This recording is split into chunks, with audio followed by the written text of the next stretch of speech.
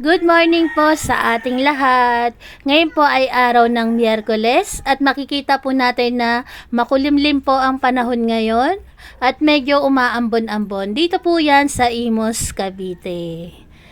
At ngayong araw po, naisipan namin ni Papa Perna na magpakain ng mga stray dog and stray cat dahil sa ganito pong panahon na umaambon-ambon, lalo po silang nakakaawa dahil wala po silang makukuhang pagkain kapag umuulan. Kaya po ngayon, ready na po kami ni Papa Pernan at higit sa lahat po, ready na rin po ang aking tatay. Ayan, nire-ready niya na ang aming service na tricycle.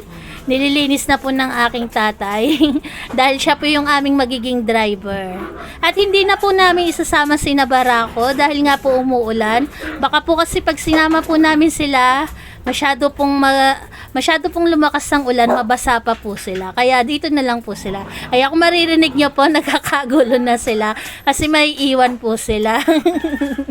Meron na pong nagrereklamo.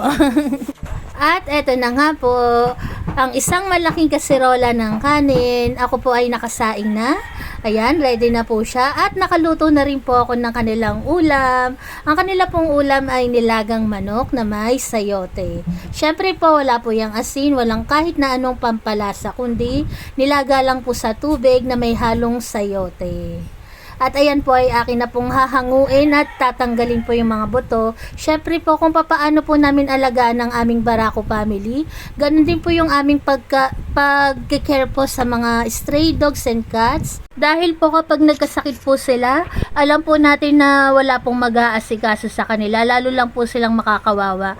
Kaya po kung papaano po namin pahalagahan si Barako, ganun din po yung ginagawa namin sa pagpapakain po ng mga stray dog and stray cats. Inaalagaan din po namin sila, hindi po namin sila pinapakain ng kung ano-ano, lalo na po yung mga buto, para po hindi rin po sila magkasakit. At ayan po yung aming unang pinakain, sinamingming po na lagi nasa likod ng bahay namin. Na araw-araw naman pong magkasamang kumakain, pero araw-araw din na nag-aaway. Hindi pa rin sila magkasundo kasi medyo matapang po itong kulay orange. Ayaw niya po ng kumakain din yung isa. Gusto niya siya lang po yung pinapakain. At syempre po, bago po ang lahat, papakainin po muna namin yung mga aso po dito sa aming kapitbahay bago po kami lumabas ng kalsada. At unang-una na po yan, sina Jackie po, saka yung kanyang anak. Tapos ito naman po yung aso po ng aming kapitbahay na isa. At ayan din po, kilala na nila si Fernan. Pahingi daw si ate.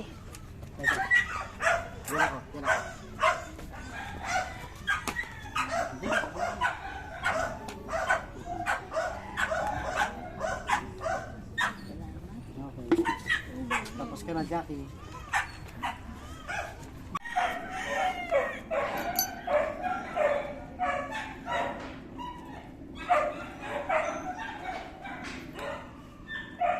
Bigyan mo pa nga si Jackie pa.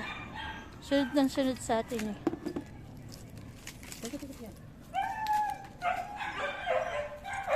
Ayun o.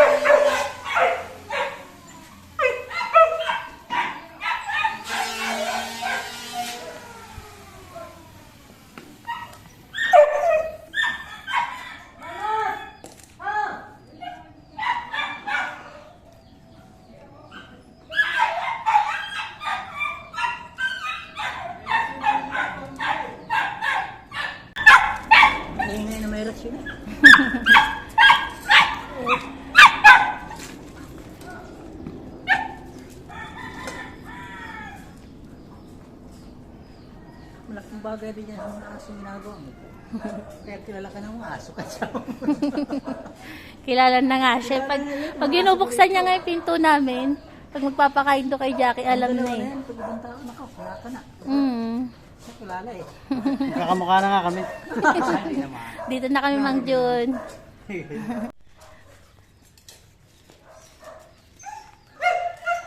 Ayan, naubos niya agad yung pagkain. Take 2. Ayan.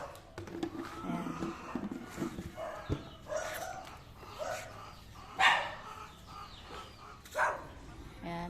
Medyo hindi po siya kilala nun, kaya po medyo ilagpas si Perna, pero ayan, binigyan niya rin po ng pagkain.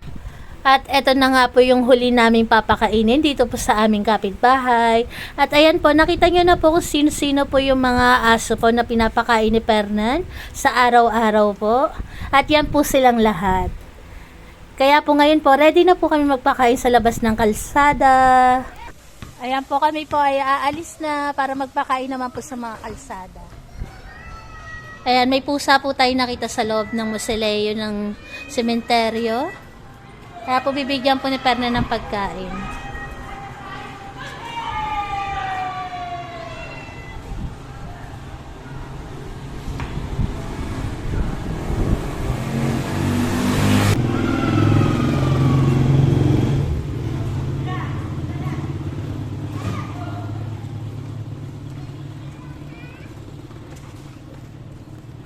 Ayan po, lalagyan na rin po ni Perna ng tubig.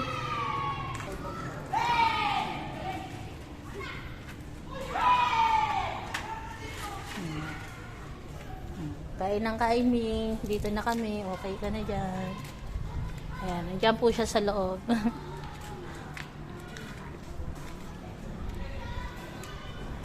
Kami po yung maglilibot-libot na po ulit. Sa ngayon po, wala po kami makitang ibang aso dito sa sementeryo.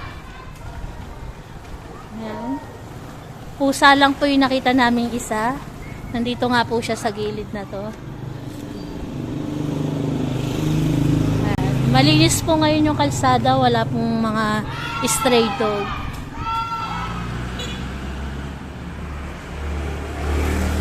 Ay, ganda.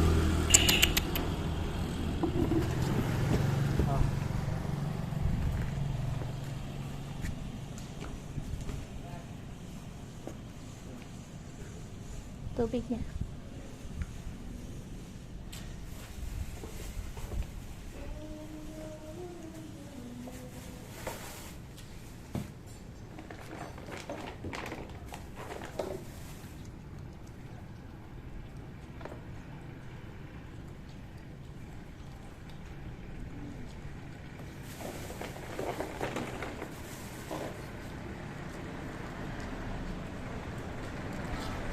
Ayan po, yung dala po ni Fernan, tubig naman po yan.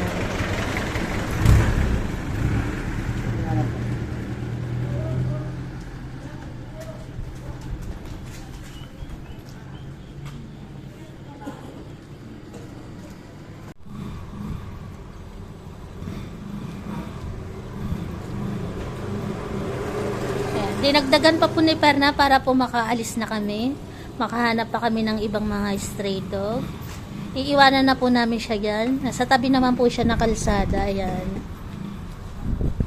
Meron na po siyang tubig. Yung nasa kabila pong lalagyan. Tubig po yun. Tapos ayan, kumakain pa po siya.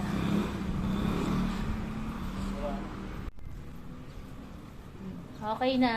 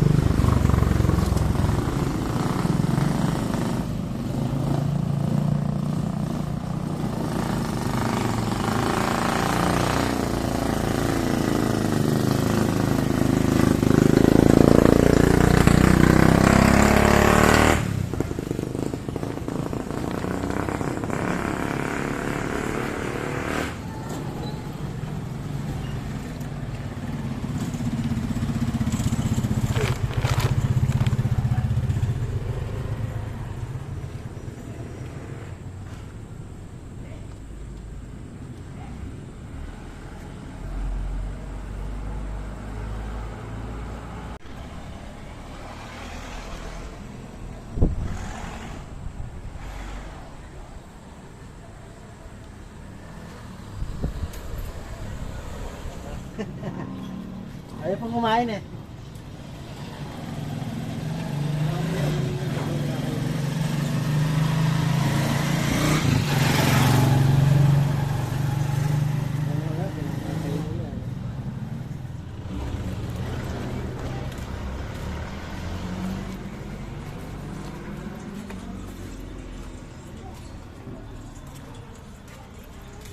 Takbo agad eh.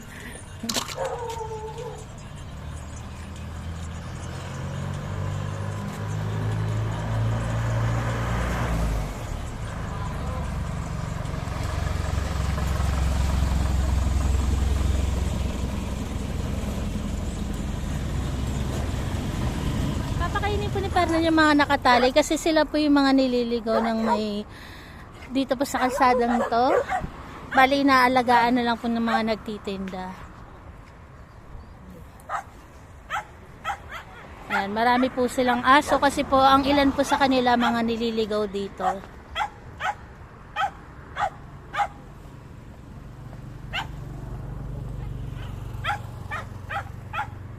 Ayan, kung mapapansin nyo po, medyo kilala na si Perna ng mga aso dito.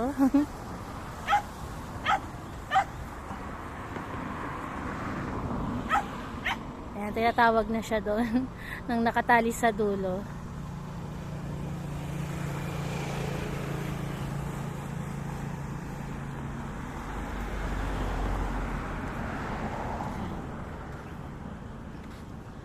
Parang tulong na rin po namin to sa mga nagtitinda dito. Kahit po hindi na sila stray dog, binigyan pa rin po namin ng pagkain. Gawa nga po ng, sa sobrang dami po nila.